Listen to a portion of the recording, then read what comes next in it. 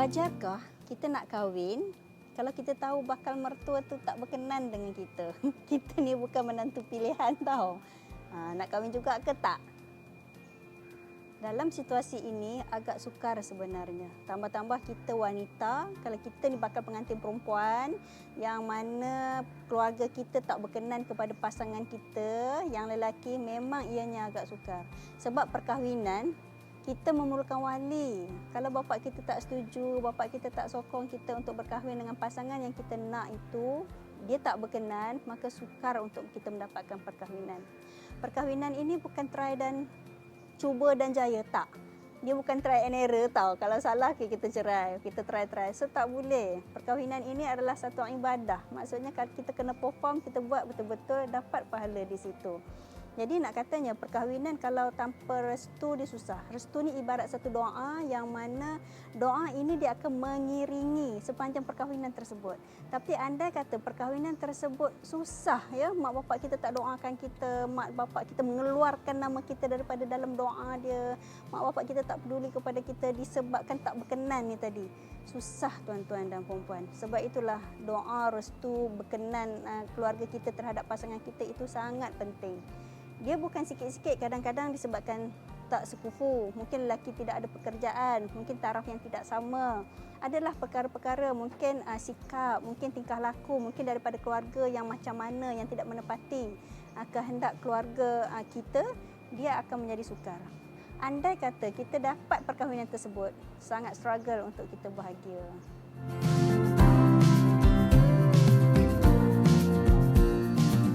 Pertamanya, kalau kita nak berkahwin juga dengan pasangan yang tidak menjadi pilihan keluarga kita, apa pun istikharah dulu. Dan juga tuan-tuan perempuan, ibu bapa ni, ni juga untuk ibu bapa yang mana anak kita nak berkahwin, bukan saja anak kita perlu istikharah tau. Malah kita mak ayah juga perlu melaksanakan istikharah yang mana Islam ajar ini kaedah untuk memilih. Kan sama ada ya ke tak ya ke, betul ke pasangannya kan, bila kita nak buat satu-satu keputusan kan, Islam ajar kita buat istikharah, maka tuan-tuan dan puan-puan, bakal-bakal pengantin, buatlah istikharah itu. Kadang-kadang kita bercinta 10 tahun pun belum tentu itu tiket kita bahagia.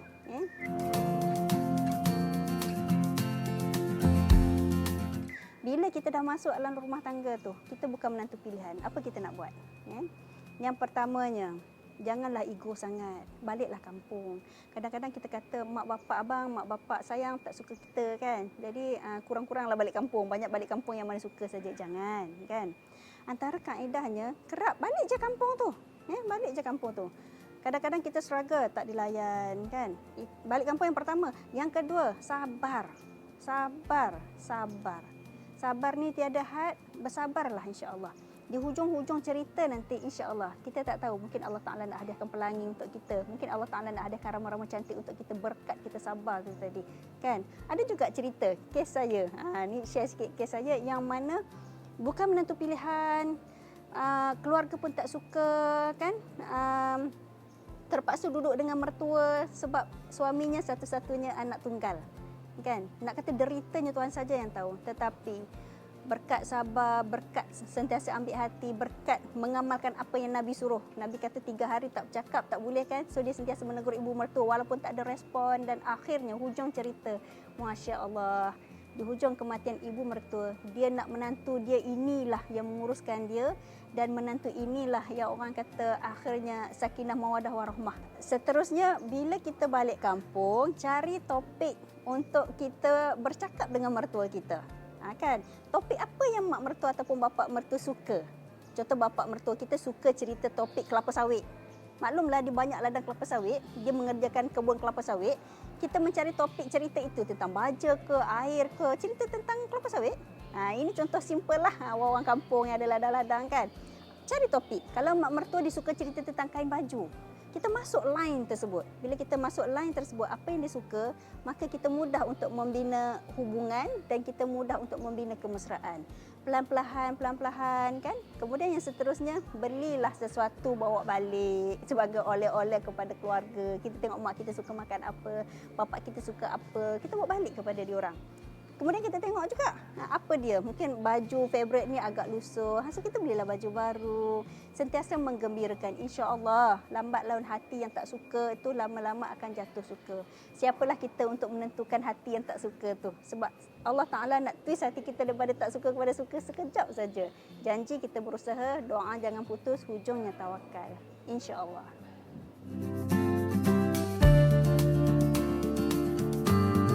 Kalau kita lihat antara peranan yang perlu dimainkan oleh pihak keluarga. Ni anak-anak nak kahwin kan, satu pihak setuju, satu pihak tak setuju kan. Satu pihak lagi boleh berkunjung. Kalau kita secara adatnya kita ada meminang kan, merisik, meminang kan. Kadang-kadang dalam pergi meminang itu ada berlaku ketegangan ataupun berlaku perkara-perkara yang kita rasa macam nampak gaya ni macam payah kan, tetapi disebabkan anak-anak ni nak berkahwin secara baik, jadi peranan pihak keluarga ni ini antara cadangannya boleh untuk berbincang semula, selepas itu kan berkunjung semula kepada pihak yang satu lagi untuk berbincang secara telus dan halus, kan. Lihat di mana titik persamaan yang boleh untuk digabungkan antara dua keluarga tadi. Mungkin ada perbincangan do and don'ts, kalau tak sukanya kenapa, apa perkara yang perlu dibaiki. Mungkin tak dapat berkahwin pada tahun itu, ya, disebabkan rasa tidak berapa berkenan kan, tetapi mungkin boleh berkahwin tahun seterusnya untuk upgrade diri contohnya kan, pihak satu lagi tu. Sebab kadang-kadang kekangan inilah yang menyebabkan satu pihak tak berapa nak berkenan. Sama ada keluarga lelaki kepada keluarga perempuan kepada keluarga lelaki. Dia agak sukar, tetapi boleh untuk diperbincangkan. Andai kata jodoh itu ada, insya-Allah tak ada ke mananya. Andai kata jodoh itu memang tak ada, usahalah macam mana pun mungkin jodoh kita dengan orang lain. Wallahu a'lam.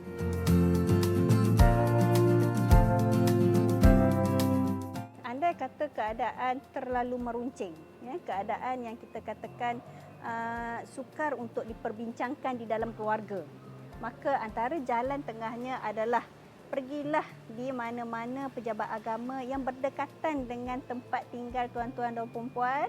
Ya, adik-adik perempuan saya, adik-adik lelaki saya, nyatakan di sana saya nak kahwin tetapi pihak keluarga tidak merestui, tidak memberi, ada halangan di situ. Jadi di sini pejabat agama akan mainkan peranan sebagai orang tengah untuk membantu kedua belah pihak. Natijahnya sama ada perkahwinan dapat diteruskan ataupun natijahnya perkahwinan itu tidak dapat diteruskan adalah perbincangan setelah itu. Namun ada ruang di situ untuk memujuk wali, untuk memujuk keluarga, untuk melihat balik kelebihan dan keburukan jika perkahwinan diteruskan. Semuanya akan diperbincangkan di situ.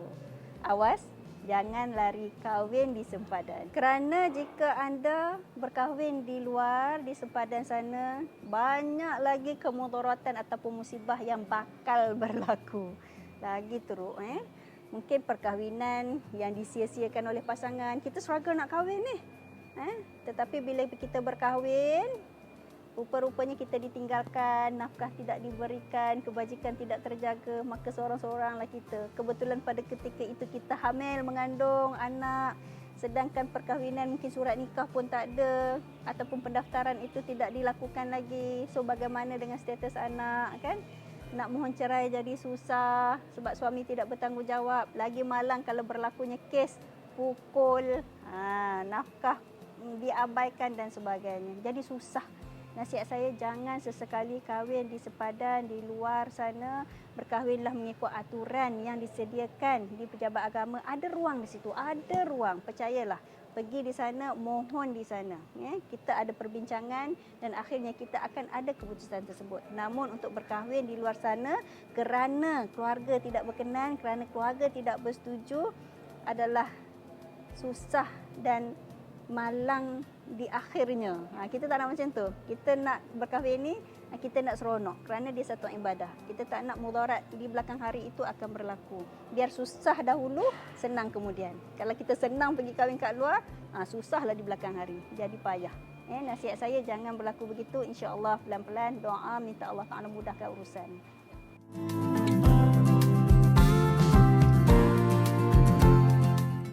yang terakhir nasihat saya, apa pun dalam kita membuat keputusan, istikharah itu penting. Jadi adik-adik, tuan-tuan dan puan-puan, buatlah istikharah, mohon Allah Ta'ala bantu dalam kita buat keputusan sama ada ingin meneruskan perkahwinan ataupun tidak meneruskan perkahwinan. Mungkin bertemu jodoh dengan orang lain yang mungkin lebih serasi, yang mungkin lebih dihargai kita dalam keberadaan dalam keluarganya. Wallahualam, kita tidak tahu. Maka jangan tinggal istikharah. Nak buat istikharah, solat 5 waktu confirm kena cukup ya. Okey.